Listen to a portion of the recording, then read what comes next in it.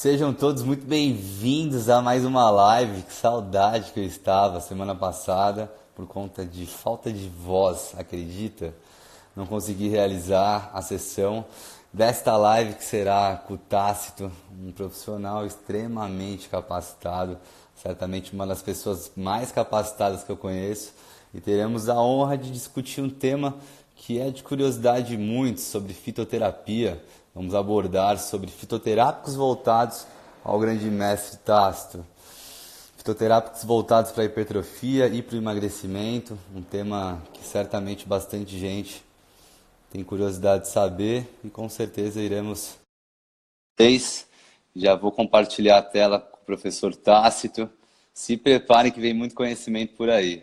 Hoje, fala mestre dos mestres, professor Tácito. Que honra, hein?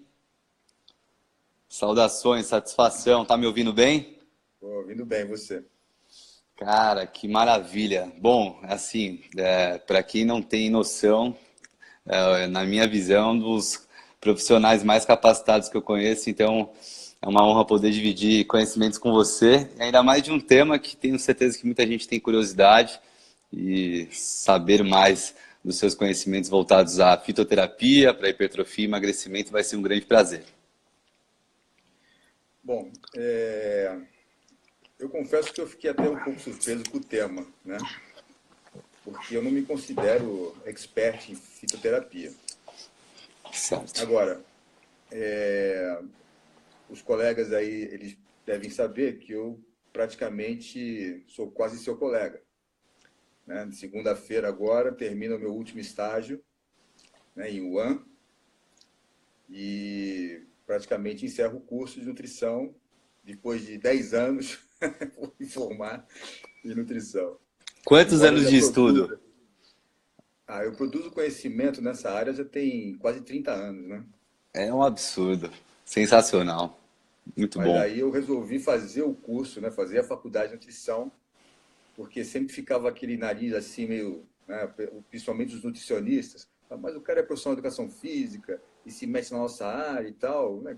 Pesquisa é pesquisa, né? Atendimento clínico é outra coisa.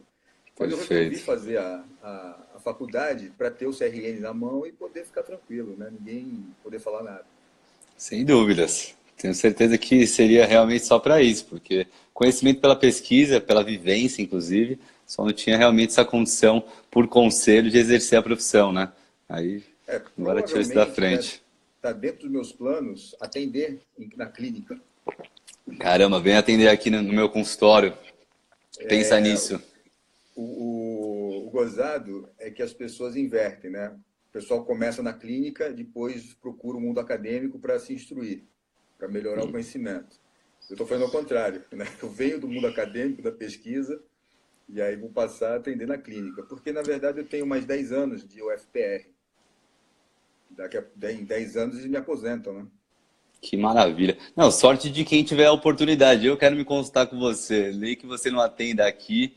Com certeza, porque, não, de verdade, além do conhecimento todo que você tem, a experiência, é um envolvimento muito intenso e com uma capacidade de realização de tudo que você faz, nitidamente, muito acima da média. E, consequentemente, é sempre bom ter pessoas assim por perto para poder se espelhar e também para poder usufruir dos conhecimentos que você compartilha, da maneira com que você conduz. Imagina numa consulta, então, você tendo clareza daquilo que você precisa fazer, tendo uma abordagem totalmente compatível com o que precisa ser feito para coletar o que precisa do paciente, passar, enfim, tenho certeza. Foi gozado quando eu fiz o meu estágio em clínica. Eu fiz estágio com um nutricionista aqui, que hoje é meu amigo, e era gozado porque no meio da consulta, né, com o paciente dele, ele vinha perguntar para mim o que era para ser feito. Eu falei, pô, eu tô aqui fazendo estágio, deixa eu quieto aqui. Mas que E... estagiário, né? Mas foi uma situação bem interessante. Eu falei para ele, olha, eu quero vir aqui, ficar quietinho aqui atrás, não vou interromper nada, quero só observar a dinâmica da consulta e tal. Mas não tinha jeito, toda consulta ele me perguntava alguma coisa. Te colocava Mas para o jogo. E vamos aterrissar a galera em relação a esses dois temas de hipertrofia e emagrecimento. Gostaria então, de. Vai lá. fazendo um breve início da fitoterapia, não sei se a maioria sabe, mas a fitoterapia é uma disciplina muito nova na nutrição. Tanto é que nem todas as faculdades têm essa disciplina. E assim, o nutricionista que fez a disciplina de fitoterapia na sua graduação, ele é apto a prescrever a fitoterapia na forma de chá, mais nada. O nutricionista que faz a especialização em fitoterapia, termina, faz a prova, aí ele pode prescrever e manipular, né, prescrever os manipulados fitoterápicos. Sem essa especialização, ele não pode legalmente fazer isso, só pode prescrever o chá. Então, como eu comecei a fazer nutrição em 2005, lá na Católica de Santos, e retomei isso ano passado, porque eu vim aqui para o Paraná, para Curitiba, me envolvi na universidade, fui chefe de departamento, vice-coordenador de curso, pesquisa e tal, e não dava para fazer faculdade, né? Por acaso, no ano passado, eu ofereço uma disciplina para mestrandos e doutorandos, que se chama Suplementação Nutricional na Atividade Física e Saúde. E por acaso, uma nutricionista estava fazendo a disciplina, ela é doutoranda lá do departamento, ela se apresentou no início da disciplina e falou que ela era coordenadora do curso de nutrição de uma universidade particular. Eu falei, mas que universidade é essa? Ah, é a Unibrasil. Eu falei, pô, a Unibrasil é 5 minutos de casa. Vou lá o semestre que vem e vou fazer. E uma das disciplinas que eu tive que fazer, eu só fiz 3 disciplinas, porque as grades não estavam muito sincronizadas. Foi a de fitoterapia. Então, o que a gente sabe? A fitoterapia, ela é muito antiga. Ela tem por volta de 3.000 anos antes de Cristo. E a gente sabe que existem plantas medicinais espalhadas pelo mundo todo. Os próprios negros, escravos que vieram da África para o Brasil, trouxeram várias plantas e começaram a cultivar essas plantas no Brasil, né? Os índios já usavam isso, essas plantas, né, que eles consumiam e utilizavam. Na Índia também se fazia uso de várias coisas. Na China, então, que acho que é o país pioneiro, né, com os vários chás que faziam. Uma das descobertas mais antigas foi o ginseng, né, que é milenar. Então, assim, é uma indústria em ascensão muito grande. Porém, ela carece de pesquisa, ela carece de evidência. E uma das coisas que eu mais me batia com a professora que ministrava a disciplina era isso, né, falta de evidência. Mas eu procurava ficar quieto, porque senão não tinha aula, né? Então eu absorvia ali, ficava pensando, questionava e tal, mas é complicado. Assim, a gente tem uma série de plantas que têm efeitos secundários, que têm efeitos, mecanismos de ação que podem beneficiar um tratamento, sem dúvida nenhuma. O grande problema é dose e resposta, né? Quanto de dose é suficiente para isso e o quanto que vai haver uma certa biodisponibilidade em relação a medicamentos, por exemplo, se você fizer ação sinergista da planta com o medicamento. Por exemplo, a gente tem algumas plantas que são hipoglicemiantes, que é a melão de São Caetano, pata de vaca, gimena. Então, se o sujeito está tomando um medicamento anti-hipoglicemiante e faz o consumo e disso puxar ou manipulado, pode potencializar o efeito e o cara fica hipoglicêmico, né? Sim. Agora, tem que tomar cuidado. Tem que tomar cuidado. Por outro lado, é muito complicado você tratar um paciente diabético com fitoterápico, né? Tudo, né? Então, assim, eu fiz um levantamento aqui no PubMed para ver se eu achava alguma revisão sistemática, alguma meta-análise sobre isso, né? Achei algumas. A maioria delas não mostram evidências, nem fatos, nem evidências de ação para determinadas coisas. Por exemplo, a gente vai falar, você colocou no tema sobre obesidade e hipertrofia, né? Por exemplo, tem um fitoterápico que chama espirulina. A Certo. espirulina, ela tem uma concentração elevada de histidina, de fenilalanina. Okay. E a fenilalanina, ela acaba, em grandes quantidades, inibindo o apetite. Então, assim, não é a espirulina que vai causar o emagrecimento, mas uma dose elevada de espirulina pode inibir o apetite do indivíduo. Se o indivíduo come menos, consequentemente, ele vai emagrecer, né? E combinado por ser fibra ainda, né? É, tem aquele outro fucus que Sei. aumenta o quimo, né? Aumenta o bolo estomacal, absorve bastante água, só que tem efeitos secundários indesejáveis, porque impede a absorção de alguns nutrientes. Então, assim, eu acho muito complicado você falar que o fitoterápico pode, entre aspas, né, aumentar a queima de gordura, né? A gente sabe que gordura não queima, ela oxida, e que pode inibir a lipólise, ou inibir, ou acelerar a beta-oxidação, né? Não tem Sim. evidência sobre isso. Né? Não tem. A É. gente sabe que nem o exercício, se você fizer o exercício crônico aeróbio, seja ele de alta intensidade ou não, você acaba provocando biogênese mitocondrial. Você estimula a expressão gênica de PGC1-alfa. Mas às custas de muito exercício, e isso vai levar de 6 meses a 1 ano. Só que aí você vai chegar à conclusão que o exercício ele tem um efeito muito pequeno no tratamento da obesidade. Porque quantas quilocalorias você consegue gastar numa corrida a uma determinada velocidade, a um determinado VO2 máximo, quantas quilocalorias você vai gastar em 1 hora? Se não tiver controle calórico e estar em estado de Você restrição, vai gastar começa por aí, né? 600 quilocalorias. Aí você vai lá, come um açaí com granola e banana, não sei o quê, né? Estourou. Acabou o teu negócio. Então a gente sabe que o emagrecimento ele está condicionado ao balanço calórico negativo. É. E E a ponto, não hipertrofia é o tem. mesmo, né? É a mesma coisa, né? A mesma coisa. Todos esses eventos, tanto a hipertrofia como o emagrecimento, são eventos crônicos. E as pessoas, elas querem imediatismo.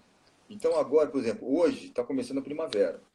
As pessoas já estão começando a ficar obcecadas em ir para a academia, porque o verão está aí e elas acham que vai ter alguma coisa mágica que vai acontecer. E não é Sim. assim. Não é, não. Não é nem efetivo nem seguro, né? E aí, dentro ainda dessa parte da fitoterapia, voltado para o emagrecimento, muita gente fala da iorrimbina, que ele tem uma ação em alfa-receptor, tentando ser antagonista, no caso, né? A alfa, porque os alfas, eles inibem a proteína G e toda essa reação de quebra, né?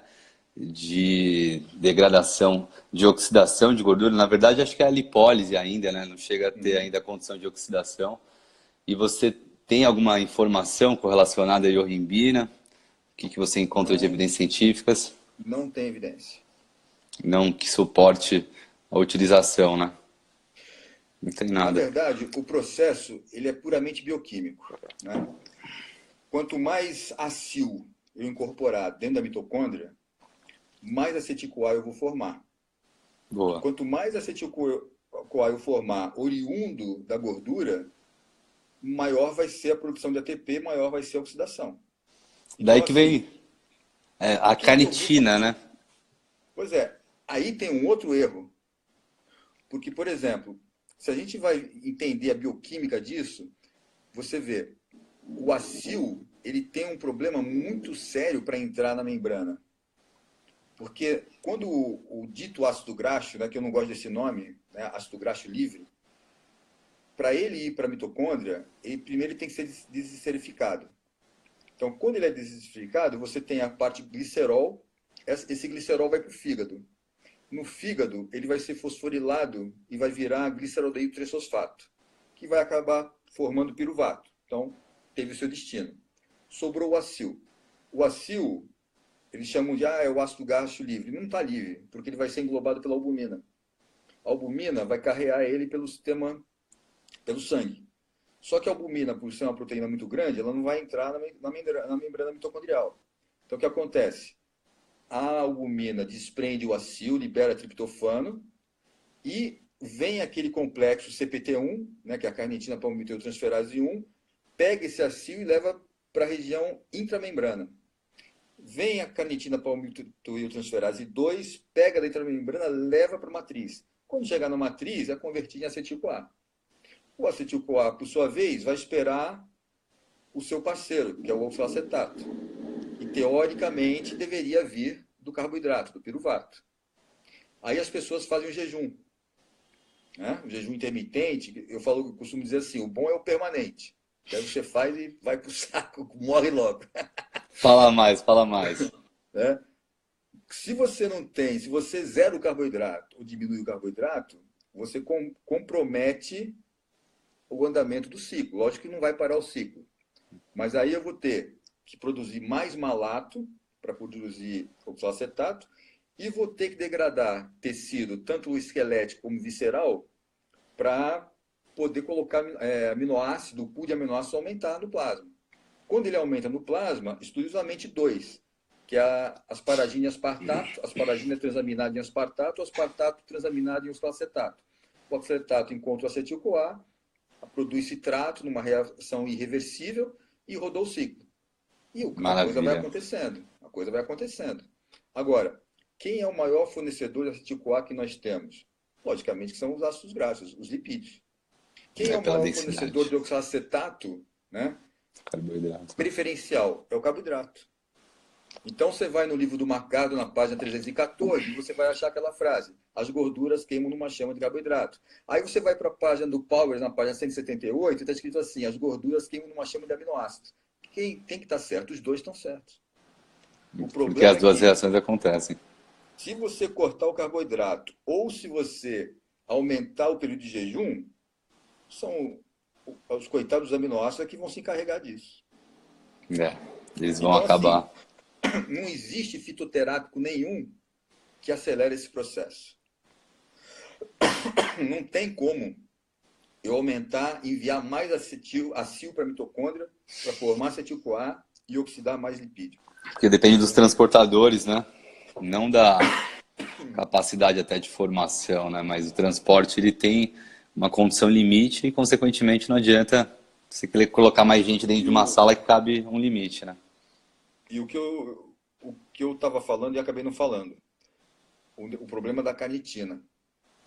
A nossa proporção de carnitina para cada um acil é de 1000 para 1. Caramba! Então você vê, Nossa! existiu uma doença que já foi erradicada há muito tempo, que o sujeito nascia com falta de carnitina. Então ele tinha problema no metabolismo de oxidação das gorduras. Mas essa doença foi erradicada. É dificílimo acontecer. Então, Tá, assim, não adianta você usar a L-carnitina para acelerar o processo, porque a proporção já é de 1000 para 1. Então não adianta nada. Né? pois São é. coisas populares e É. mercadológicas, só isso. É, não, tem o sentido bioquímico, mas não tem ciência, né, que comprove realmente a eficiência. E no caso que perguntaram da cafeína, tem aquela reação de estimulação do sistema nervoso central, A cafeína, catecolaminas, ela tem ação de inibição da fosfodiesterase. é, Aumenta a produção de AMP já, cíclico, vai aumentar a fosforilação. Só que assim, que cafeína a gente está falando? A cafeína que tem no café, que tem no chá, que tem em alguns refrigerantes, ou estamos falando da cafeína da forma anidra? sim, Diferente, isso modula, né? né? Eu tenho 3 mestrandos que defenderam com cafeína e exercício intervalo de alta intensidade. Em E 2 aí? estudos a gente viu o resultado e em um a gente não viu. Então, E assim, com, você tem aqueles que são responders e os não-responders. E outra, mas então quer dizer que se eu tomar café e for correr, vou sentir algum efeito? Você teria que tomar 3 garrafas térmicas de café preto para ter o efeito. Só que aí você vai ter uma diarreia que você não vai sair do banheiro. Em vez de correr, você vai ficar no banheiro. efeito ergolítico, né? Agora, tem o sujeito que nunca tomou café na vida. Esse aí é o responder total.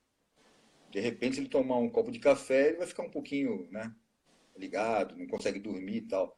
Mas até que isso vai ter efeito na oxidação, é meio complicado. Né?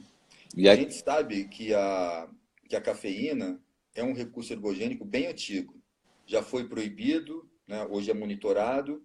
Então, não tem lá grandes coisas assim. né? E aqueles que já estão habituados ao consumo de café, você encontra na literatura que ainda a suplementação, por exemplo, é efetiva para a promoção dos efeitos de diminuição de percepção de esforço e etc. Então, um dos protocolos que a gente utiliza é que os indivíduos cessem o consumo de café pelo menos uma semana antes né, do experimento. E aí ele vai consumir a cafeína na forma nitra. Entendi. E aí essa sensação já acaba dessensibilizando, quem sabe? O grande problema é que a maioria dos estudos, inclusive tem uma revisão feita por mim, pelo Saldanha, sobre cafeína e exercício de endurance.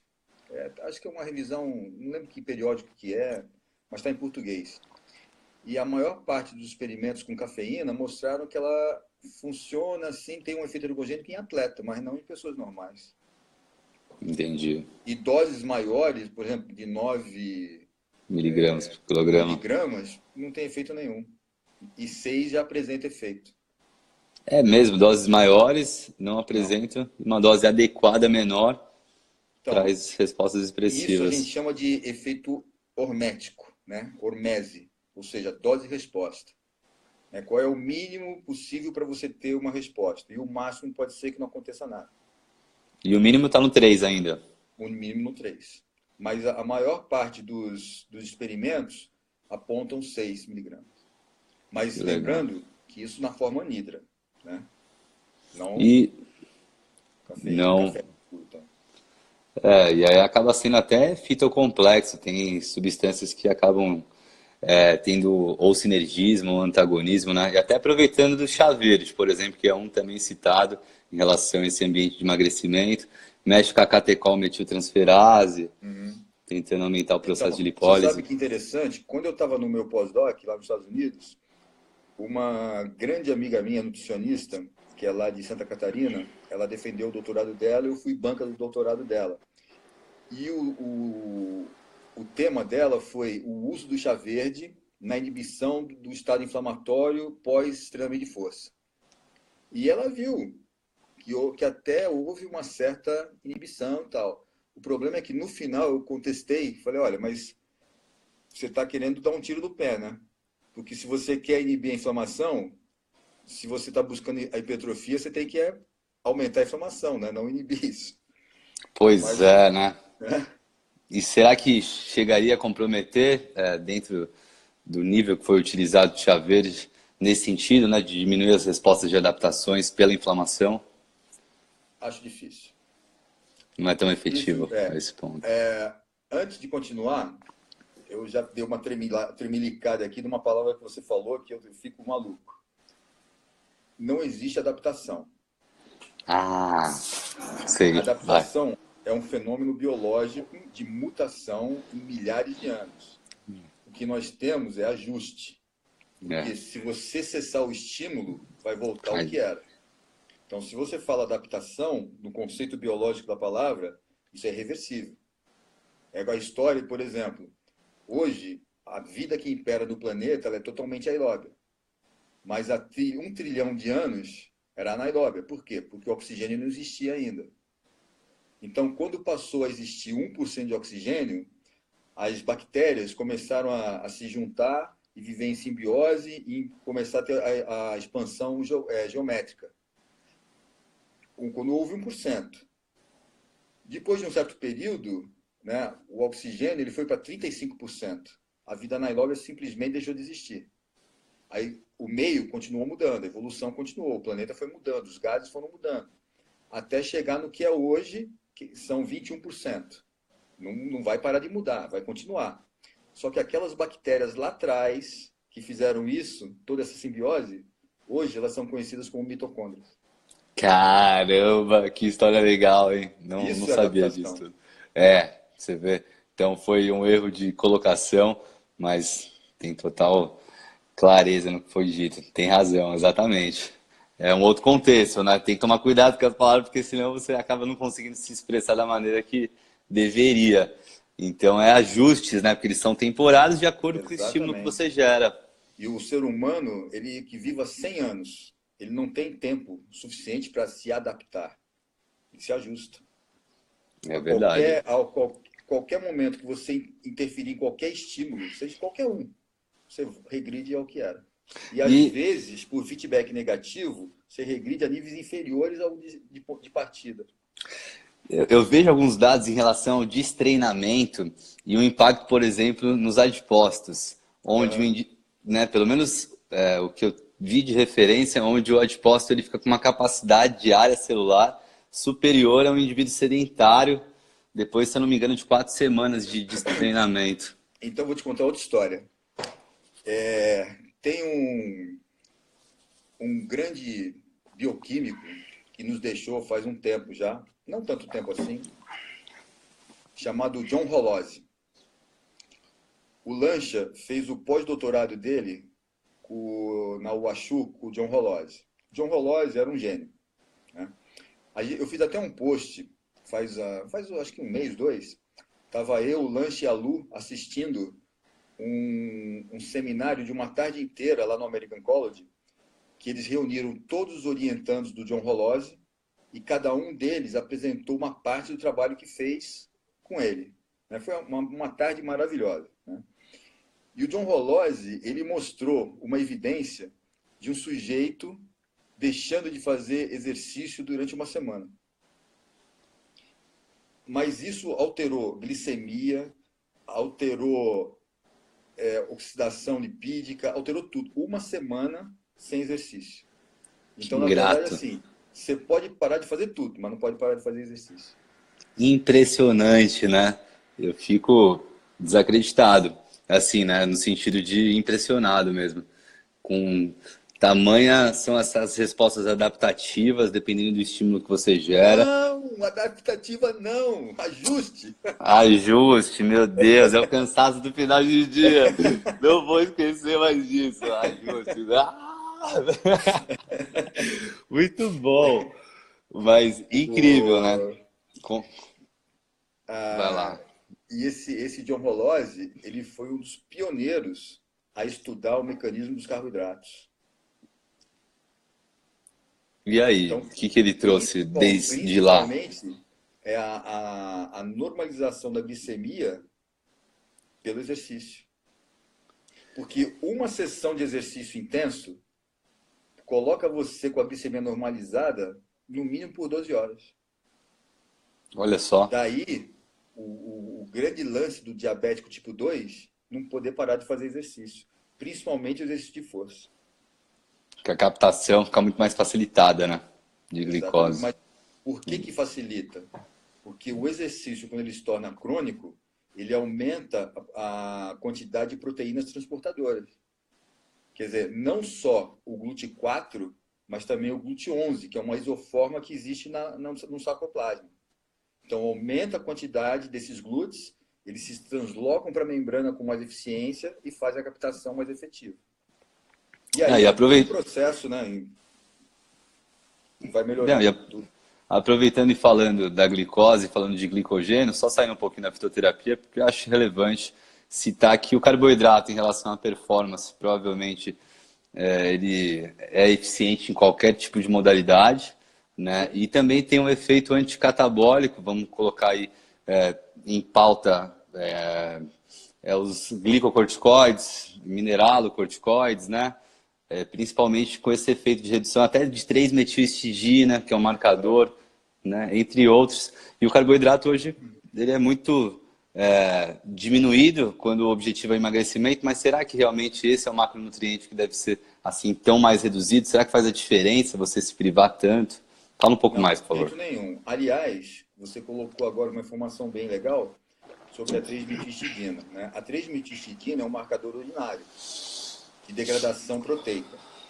Então, assim, nós vamos pegar 2 grupos diferentes. Um grupo de iniciantes e um grupo de avançados.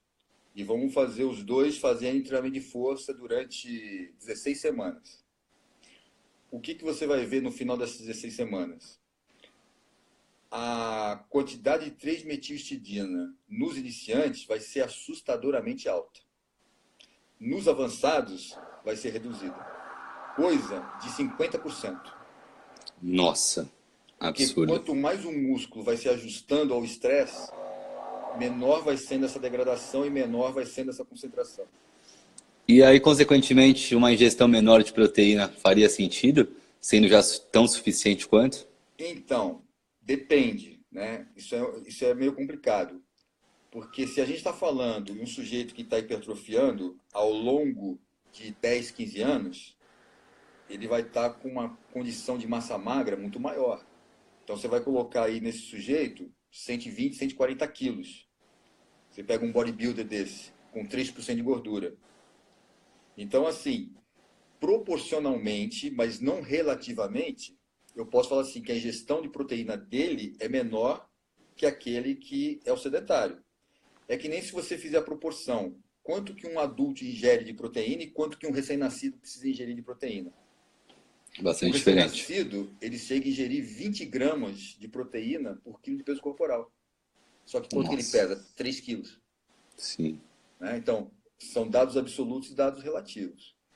Agora, lógico, a gente sabe, né? Quando a gente começa a falar sobre isso, a gente vai falar de uma coisa, fala de outra, vai, né, vai embolando tudo, mas chega no denominador comum.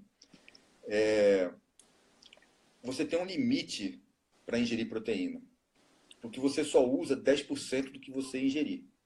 Não tem como fazer, não tem mágica aí. Não Então, tem como estocar. não tem. A gente tem um projeto com uma doutoranda minha, que a gente está fazendo em parceria com o Stuart Phillips, de aumentar a ingestão proteica em idosos, porque é uma população que precisa mais proteína. E a gente vai chegar no ponto limite, que é o 2,2. Ou seja, além de 2,2, não adianta você colocar proteína, porque não vai usar. Mesmo para idosos, Principalmente o idoso. que já tem uma resistência metabólica, vamos colocar assim. Entrou aqui o André Smolarek, que é meu doutorando, fez um tchauzinho ali. Ó. Olha que maravilha. A Seja gente está bem-vindo. investindo muito na população idosa. Né? O André, principalmente, ele está com um projeto dele, doutorado, junto com outro doutorando meu, o Luiz, e eles estão fazendo uma ação num asilo com treinamento de força e suplementação com creatina, para ver se melhora, minimiza a sarcopenia, a dinapenia e ainda aumenta a parte cognitiva. Porque a creatina tem dá um aumento muito grande da parte cognitiva. E a gente está trabalhando aí com idosos de 80 anos para mais, né? E qual que é o cálculo de dose? É a mesma coisa. De creatina, você disse? 0,03? Não, 0,3. 0,3 já. Gramas por quilo de peso corporal. Perfeito. Só que o idoso é complicado, né? Ele tem que ter aderência a tudo, ao estímulo, ao exercício, à alimentação, é complicado. E o Mas problema uma é que população-alvo, né? a gente perde a amostra, né? Morreram 5, então tem que avaliar mais 5. Caramba, Idoso é assim, né? faz parte. Mas é a população que, se realmente fosse avaliar a que mais tem necessidade de suplementar, provavelmente seria os idosos, por toda a dificuldade até de ingestão no fator proteína, de mastigação, de conseguir, né? O problema Digestibilidade. é assim, se você pegar 80 anos plus, uma boa parte deles são identos. O cara não tem dente. Ele não tem dente e vai usar prótese. A prótese ele não consegue mastigar o bife, morder o bife. Aí ele para de comer carne. Aí ele vai falar que não quer mais comer carne porque não gosta. Mas na verdade não é que ele não gosta, ele não consegue morder. Aí ele não faz exercício. Não faz exercício, precisa de menos energia, não tem apetite. E é um ciclo vicioso, a bola de neve vai aumentando. O que acontece? Degenerativo. Vai desidratando, vai perdendo massa magra, vai perdendo força, se bem que a massa magra ela é perdida mais rapidamente que a força, mas vai ficando aquele idoso mochibinha, pelancudo, né? E bem sequinho. Por quê? Porque não tem ingestão de proteína, porque não faz exercício, tal. Tem jeito. Né? E aí alguém perguntou aí, né? Eu vi que mas tem limite de proteína. Então o limite, né? Inclusive é uma coisa que o Stuart Phillips fala, que é o cara que mais estuda proteína hoje no mundo. O máximo, mesmo para bodybuilder, é 2,2. Mais que isso não vai absorver. Agora, alguém pergunta, mas eu já vi gente tomando 3,5, ingerindo 3,5. Tudo bem. Qual o problema? Mas não vai trazer benefício nenhum. E em relação ao possível efeito termogênico direcionado para o emagrecimento... Olha, um lixo aí fala assim, o General T é um idoso fortinho, o idoso Olha só, seu pai, o seu lixo. o cara é um monstro, né? Não, deixa eu te pegar de perto aí no jiu-jitsu que eu já vi que é embaçado, hein? Você tá louco. Então, e em relação à saciedade, assim, ambiente sacetogênico, termogênico da proteína, você considera que esse é um fator bastante relevante para dietas de emagrecimento serem efetivas? É, a termogenia nem tanto, né? Nem tanto. Agora, o grande problema é que para o emagrecimento, se você vai fazer uma dieta com o objetivo de emagrecer, você vai ter que gerar balanço calórico negativo. Se você gerar balanço calórico negativo, você vai perder, além de gordura, vai perder massa magra. Então, o que eu tenho que fazer? Eu tenho que aumentar a ingestão de proteína. Não é que isso eu vou estabilizar ou vou frear, mas eu vou minimizar a perda de massa magra. Porque uma coisa que as pessoas não entendem, né? Primeiro são duas considerações. Uma, se você ingerir 3,5 gramas de proteína por quilo corporal, vai te causar algum problema? Não. Vai ter algum problema deletério no fígado? Não. Vai ter algum problema deletério no rim? Não. Ponto. Não tem. Agora, não é isso que vai te acrescentar mais músculo, né? Sim, porque mesmo não aumentando a síntese, a redução da degradação ela acaba não acontecendo, correto? O problema é o seguinte, você nunca para de degradar. Porque, você não consegue estocar proteína no organismo. Toda proteína que entrar, ela vai ser Transamina. digerida, né? E tem uma situação mascarante. Porque se você está treinando, né, você está fazendo lá 4, 5, 6 séries de supino, você está degradando proteína do mesmo jeito. O organismo, ele não consegue entender se você está comendo bife ou se você está treinando. Porque o pool aumenta. Então, se essa concentração plasmática está aumentando, a transaminação vai aumentar e a desaminação vai aumentar. Isso não tem fim, né? É, A unha não para de crescer. O cabelo, para quem tem, não para de crescer. A pele descascada não para de ser regenerada. Tecido cortado é cicatrizado. Contanto músculos, que tenha glicose, lógico, né? Isso é uma coisa que a gente tem que... As pessoas acham sempre que é só proteína, destacar. proteína, proteína, né? É, Tem uma pergunta aí, paciente com insuficiência renal crônica. Então, olha só, o paciente com insuficiência renal crônica, quando ele está no estado conservador, ele reduz de 0,8 para 0,7 a ingestão de proteína. Então, assim, a gente ainda tem uma prescrição muito conservadora em relação à proteína. O que é recomendado pelo RDA é 0,8 gramas por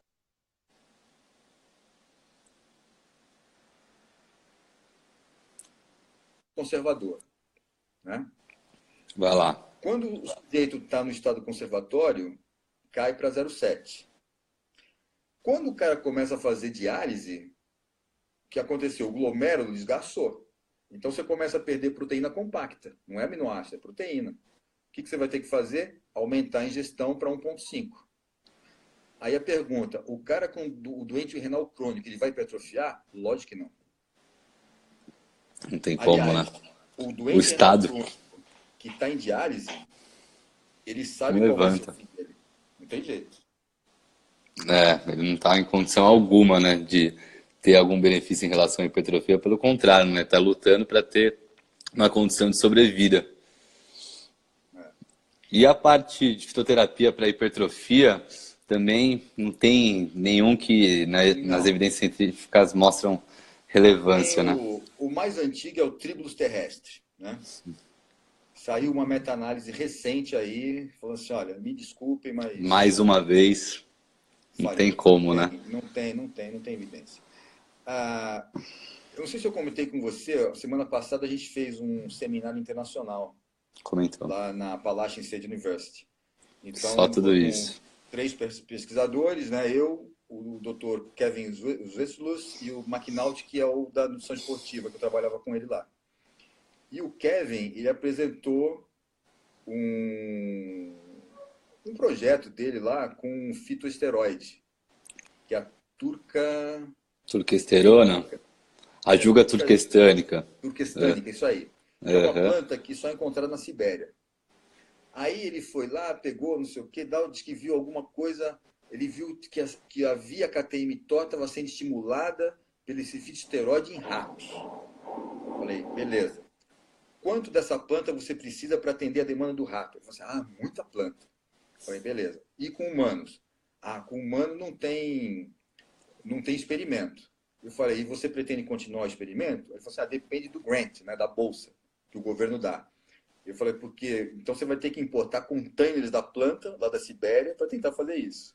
Né? Pois é. Ou seja, mesmo que você faça o experimento com humanos, vai ter que usar planta pra caramba. Aí o que vai acontecer? Pode até estimular a via catermitor, mas até então dizer que isso é hipertrofia, que vai ter hipertrofia, é outro papo. São outros Então, 500. esse fitoesteroide também, fora. Também nunca encontrei nenhuma evidência da Juga. Estava revisando uma aula que eu abordo sobre tudo voltado para hipertrofias, fitoterápicos. Não tem nenhum. Tem um também que é chamado de Euricoma longifolia, que é muito comentado, Long Jack, Tong Ali. Muita gente vem ainda prescrevendo, mas o conflito de interesse em evidências que mostram benefícios é sacanagem, é muito descarado. Que você vê que realmente você tem um resultado muito expressivo de redução de marcadores inflamatórios e, ao mesmo tempo, elevação de hormônios sexuais, e isso trazendo, provavelmente, como desfecho, né, que é colocado, uma resposta maior de hipertrofia, mas os estudos são muito escassos, realmente, e aqueles que mostram resultados têm um viés muito nítido, e qualquer outra substância voltada para essa condição de aumento de hormônios sexuais, os adaptógenos, né? As respostas voltadas para a hipertrofia, elas não são diretas, não são significativas. Não existe nenhuma evidência, nem com tríbulos, nem com maca peruana, nem com... Mucuna pruriens. Da maca peruana, não dá. Não tem, né? E aí, em relação à hipertrofia, trazendo um pouco do contexto necessário geral, eu vi uma referência trazendo uma pirâmide de quais são os fatores mais relevantes para a hipertrofia, colocando esteroides anabolizantes como base, basicamente volume de treinamento, quantidade e time das proteínas. Eu acho que eles deveriam colocar ainda o balanço calórico positivo, mas não estava lá dentro. Aí, esses são os principais pilares, né? E comente um pouco mais, por favor. Então, qual é o maior auxílio ergogênico responsável pela hipertrofia? É o treinamento. Ponto. O que pode potencializar isso? Então, a gente tem alguns recursos ergogênicos permitidos. No caso, o melhor deles é a creatina, sem dúvida nenhuma, né? E nós temos os que são proibidos, que são os farmacológicos. São proibidos por quê? Porque eles funcionam. Simplesmente eles funcionam. O efeito colateral é complicado, porque depende de receptor, depende de quem. Então, tem gente que vai ter efeito, tem gente que não vai ter, tem gente que vai ter mais rápido, tem gente que vai ter mais demorado. Né? Mas as supressões acontecem, né? Naturalmente com a utilização. O feedback negativo vai acontecer sempre. Né? Mas até aí, ter algum problema, complicado falar que vai ter. Né? Agora, como o esteroide ele vem de origem lipídica, principalmente do colesterol, ele permeia a membrana muito rápido e encontra os seus receptores intracelulares, principalmente no núcleo, com muita rapidez. E lógico, isso vai fazer com que tenha potencialização da estimulação da síntese proteica? Lógico que sim. Só que qual é o principal estímulo? É o exercício. E no exercício você tem as 3 hipóteses. Você tem a mecanotransdução, que é o movimento em si. Você tem o dano muscular. E você tem a parte inflamatória. Né? Então, na verdade, são 3 hipóteses que as 3 se conjugam. Perfeito. E aí, a partir disso, você vai ter que ter a continuação, de ter uma alimentação compatível, dá para ficar em jejum posteriormente, por exemplo, ter uma recuperação adequada, ter uma periodização, onde, se possível, trabalhe realmente organizando para que você se adapte à hipertrofia, e aí precisa de uma estrutura... Opa, ai meu Deus! É vício de linguagem, eu preciso... Nunca. Impressionante. Muito bom. Você quer ver uma outra coisa? Que o pessoal fala que eu me tremo todo? Quando fala assim, a melhor coisa para hipertrofia são os exercícios resistidos. Pô, mas o que é exercício resistido? Que o cara quer traduzir ao pé da letra. Resistance exercise. Né? Só que o que ele quer falar aqui em português se chama musculação. E Só que ponto, né? musculação é uma palavra brasileira, não tem lá fora. Não existe musculation. Lá fora, exercício com peso quer dizer resistance exercise ou resistance training. Ponto. E o cara usa o resistido. Sim, sim. É muito bom. Não, é isso, né? Tem que ter um cuidado em relação à Ó, tem forma uma menina de. gritando, Cristina Zaccardi, ajuste! É isso aí. Ajuste! Cristina Sensacional, vai vai ser virar meu. promovida. O general vai promover você. Não, eu também, eu vou trazer esse resultado aí, você vai ver. Que eu vou conseguir deixar isso naturalmente sendo falado da próxima vez. Que Pega no mais? pé do Daniel Coimbra com isso aí, ele já não aguenta mais. Eu não vou esquecer disso. Quando eu for dormir, eu vou tomar esse susto aqui, ó. Que mais que a gente tem? Tem a parte de vasodilatação, que muita gente acredita que tem alguma substância, perguntaram várias vezes aí do Tadalafil, que vai gerar essa condição, mas tem que ter redução de gordura, tem que ter uma Ah, massa sim. muscular, né? Fala mais. Vasodilatação também pode ser pela própria função do óxido nítrico. Mas isso não quer Mas dizer que você vai suplementar com arginina para aumentar a produção de óxido nítrico. Não tem relação isso. não tem resultado, né? Você até tem a relação bioquímica, mas você não tem evidências científicas que sustentam, né? Você tem os modelos teóricos muito bem construídos. Mas quando você leva isso para aplicação prática, ele fura.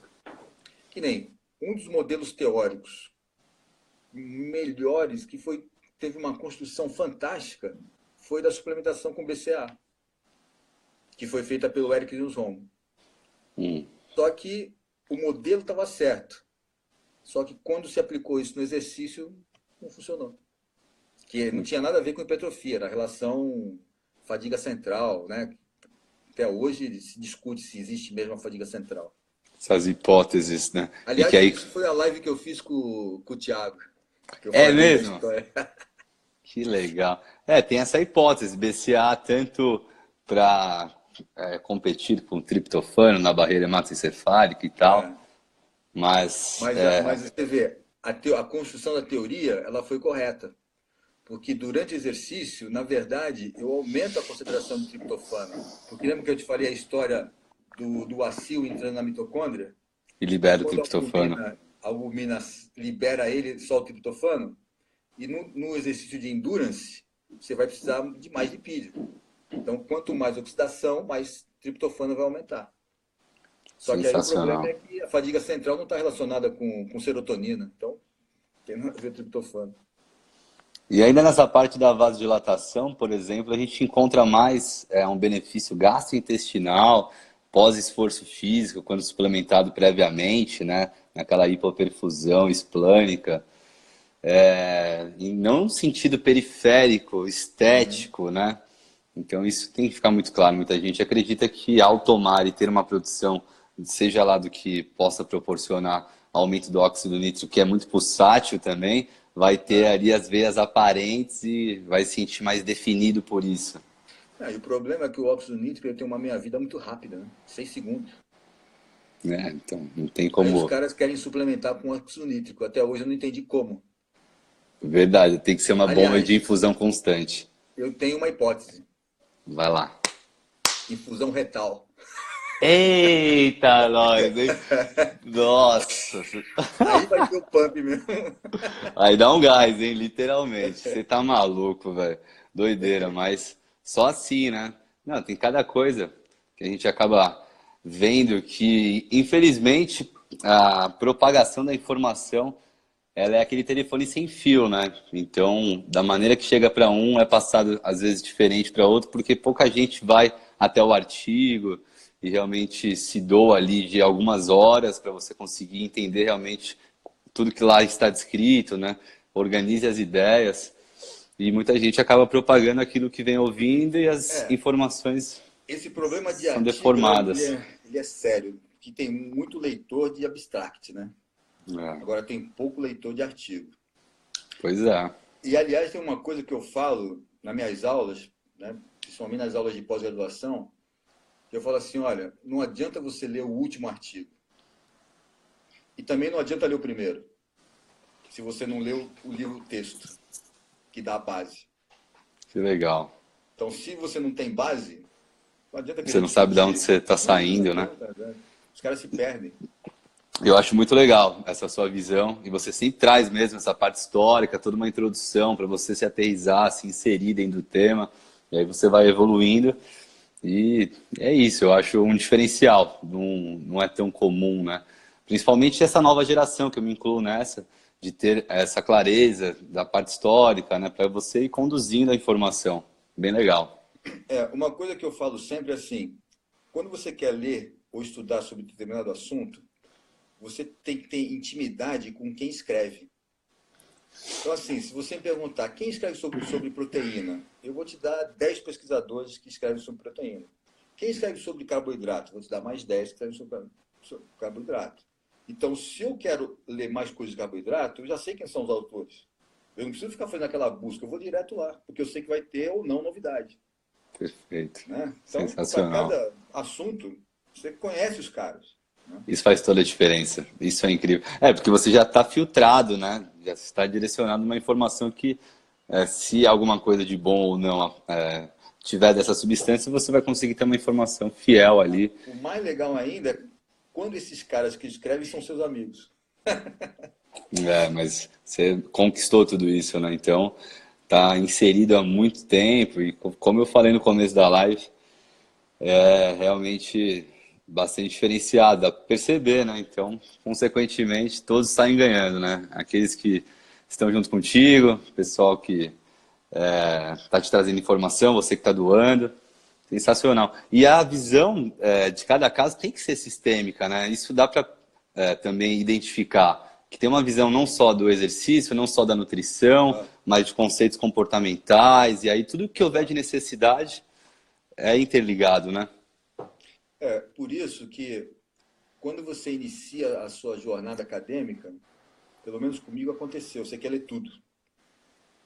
E, por exemplo, o meu primeiro orientador, ele é o pai da nutrição esportiva. Ele foi o mesmo orientador do Lancha, que foi o professor Sérgio Miguel Zucas. O Sérgio Miguel Zucas é um bioquímico que iniciou os trabalhos com modelos animais de nutrição. Ele saiu lá do Departamento de Nutrição da Farmácia, da USP, e prestou concurso para titular lá na Escola de Educação Física da USP e montou o laboratório que hoje o Lancha coordena, e o laboratório tem o nome do Zucas. Então, o Caramba. Zucas foi o grande percursor da nutrição esportiva no país. Por isso que ele é o pai da nutrição esportiva. E a maioria dos nutricionistas, né, os lá de trás, minha grande amiga Silvia Cosolino, que escreveu Biodisponibilidade dos Alimentos, ela foi orientanda do Zucas no mestrado e doutorado. Que demais. Então, assim, né, vem de uma linhagem, né, lá de baixo, que, aliás, eu e o Lanche, a gente brinca que a gente tem uma linhagem bem antiga, que começa com o Philip Handel, que foi quem descobriu o ciclo de Handel. Certo. Depois do Philip Handel, vem o Eric Nussbaum, que foi orientando do Philip Handel. Quando o Eric Nussbaum mudou da universidade que ele fez o doutorado, ele foi para Oxford. E em Oxford, quem ele conheceu? Hans Krebs. Caramba. Então, dali para frente, eles começaram a estudar metabolismo de aminoácidos, principalmente glutamina. O orientador do Lancha, que é o de doutorado, que é o cara que eu tenho o maior respeito, que para mim é o número 1, que eu trabalhei com ele, é o Rui Cury. O Rui Cury fez o pós-doc com o Nussbaum. Eu e o Lancha começamos com o Zucas. Então a gente vem de uma linhagem, né, bem de lá de trás. Muito bom, incrível tudo isso, hein? Você vê quanta história boa.